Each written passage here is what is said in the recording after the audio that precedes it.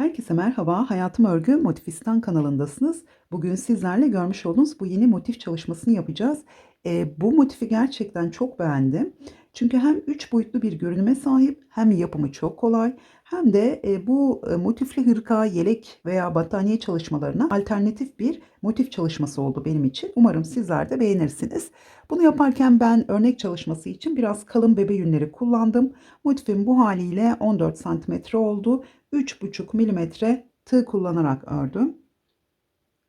Evet, hazırsanız ve hemen aşağıdaki abone ol butonuna bastıysanız hemen yapımına geçebiliriz. Motifimize başlarken kolay sihirli halka yapacağız. Hemen şöyle tuttum. Bu şekilde bir halka oluşturdum. Buradan tığımı geçirdim. Buradan bir ip aldım. 1, 2, 3 zincir çektim. Pardon, 4 zincir çekiyorum. Hemen şöyle halkamı düzelttim ve tuttum. Hemen halkamızın içine bir ikili trabzan. Bir zincir, tekrar bir ikili trabzan. Bir zincir, tekrar bir ikili trabzan. Toplamda 8 tane ikili trabzanımız olacak. Aralarda bir zincirimiz var.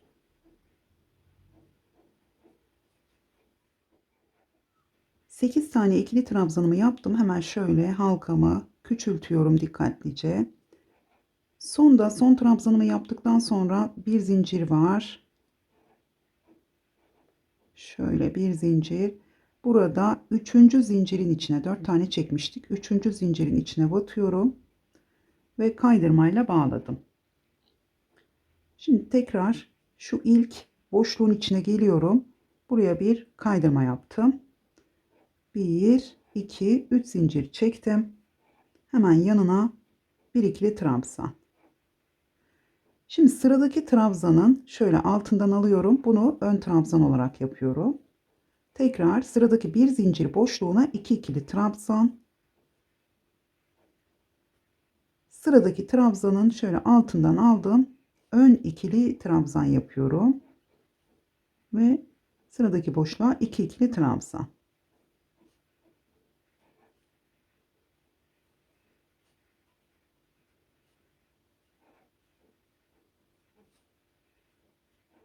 Sırayı tamamladım. Sona geldiğimiz zaman burada bir tane trabzanımız var. Onu da birleştirme yapmadan önce ön trabzan olarak yaptım. Hemen burada ilk zincirin içine batıyorum. Kaydırmayla bağladım ve bir zincir çektim. İpimi de uzun bırakarak kestim. Evet. Şimdi rengimizi değiştiriyoruz. Bu defa farklı bir renkle yapacağım motifimi. Hemen tığıma bir ilmek attım.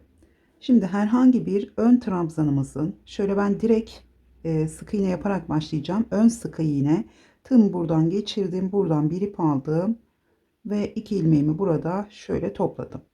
Ön sık iğne yaptım. 1, 2, 3, 4 zincir. Hemen sıradaki şöyle ön trabzanın altından aldım. Ön sık iğne yaptım. Tekrar 1, 2, 3, 4 zincir.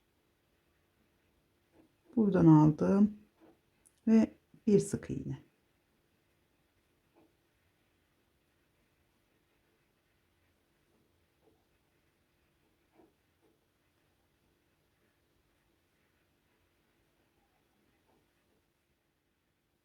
Başladığım yere geldiğim zaman buradaki sık iğnenin üzerine 4 zincirimi çekip kaydırmayla bağladım. Hemen ilk boşluğa tekrar kaydırmayla geldim. 1, 2, 3 zincir, 4 zincir boşluğun içine bir ikili trabzan, zincirimizde 2 ikili trabzan, 2 zincir, tekrar aynı boşluğa 2 ikili trabzan. Şimdi sırada bakın burada ön sık iğnemiz var. Altından alıyorum. Buraya ön ikili trabzan yapıyorum.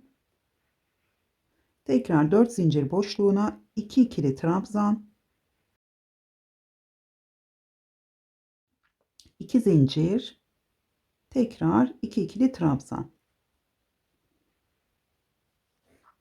Hemen sıradaki sık iğnenin şöyle altından aldım ve ön ikili trabzan yaptım.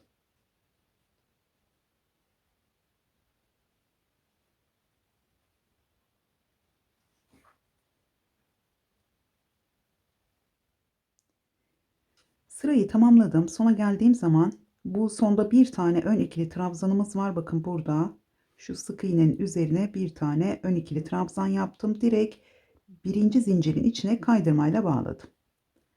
Şimdi zincir çekmeden hemen ilk iki zincir boşluğuna atlıyorum.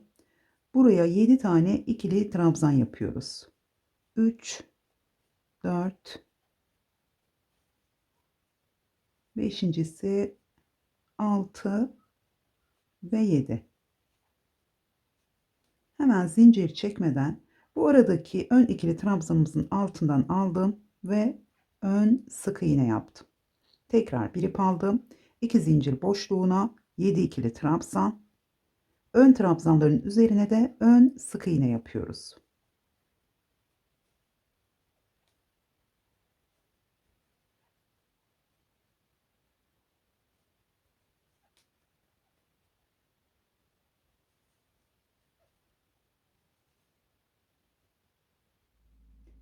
Sırayı tamamladım. Sona geldiğimiz zaman bakın burada son ön sık iğnemizi yapıyorum. Zincir çekmeden buradaki ilk trabzanın içine battım. Şöyle kaydırmayla bağladım. Yine zincir çekmeden kesiyorum ben burada. Çünkü burayı gizleyemeyebilirim. O yüzden yükselti oluşsun istemiyorum. Şöyle tığımı arkadan taktım ve ipimi de geriye çektim. Daha sonra bunu iğne yardımıyla gizleyeceğim. Evet, şimdi artık motifimizi kareye dönüştüreceğiz. Hemen tığıma bir ilmek atıyorum. Şimdi burada herhangi bir şu ön trabzanlarımızın olduğu yere şöyle tığıma bir ip aldım. Battım. Direkt yarım trabzan yaparak başlıyorum. Yani 3 ilmeğimi birlikte topladım. 1, 2, 3, 4 zincir. Arada 7 tane trabzanımız var. Dördüncünün üzerine yani tam ortadakinin üzerine batıyorum. Bir sık iğne. 4 zincir. Tekrar bu araya ön trabzanın üzerine yarım trabzan. 3 ilmeğimi birlikte topluyorum. 1, 2, 3, 4 zincir. Dördüncü trabzanın üzerine bir sık iğne. Evet, bu sırayı da aynı şekilde tamamlayalım.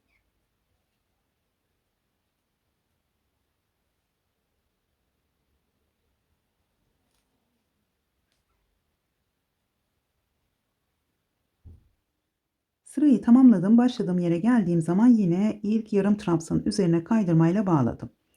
Evet, şimdi hemen şu ipimi de gizleyerek ilk boşluğa kaydırmayla geliyorum. Bir zincir çektim. Boşluğa 2 sık iğne. Aynı boşluğun içine 2 yarım trabzan. Şöyle 3 ilmeği birlikte topluyorum. Sıradaki boşluğa 3 ikili trabzan. Şimdi ilk köşemizi yapacağız. 3 ikili trabzan. Tığıma 2 defa ipimi aldım. Hemen aynı boşluğun içine 2 üçlü trabzan.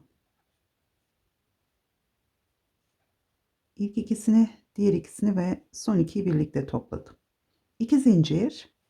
Şimdi sıradaki boşluğa atlıyorum. Köşe yapıyoruz. Tekrar tığıma 2 defa ipimi aldım. Hemen sıradaki boşluğa 2 üçlü trabzan.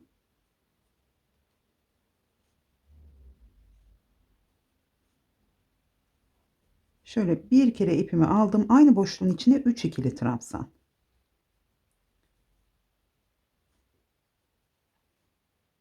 Ve üçüncüsü.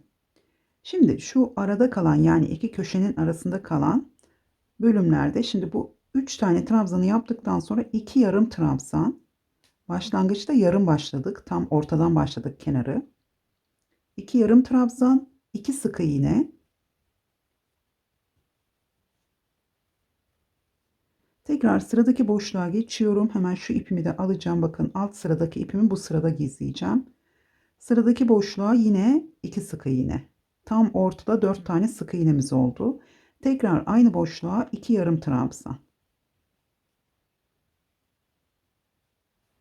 Şimdi tekrar köşe yapacağız. Sıradaki boşluğa 3 ikili trabzan. 2 ve 3. Tığıma 2 defa ipimi aldım. Aynı boşluğa 2 üçlü trabzan.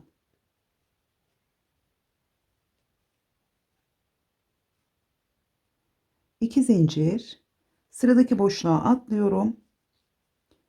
Hemen 2 üçlü trabzan,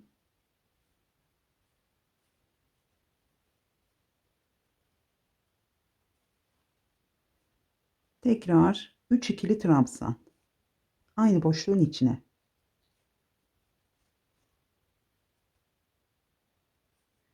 Evet, bu şekilde devam ediyoruz. Yine 2 yarım trabzan, 2 sık iğne, yeni boşluğa, şuradaki boşluğa da tekrar 2 sık iğne.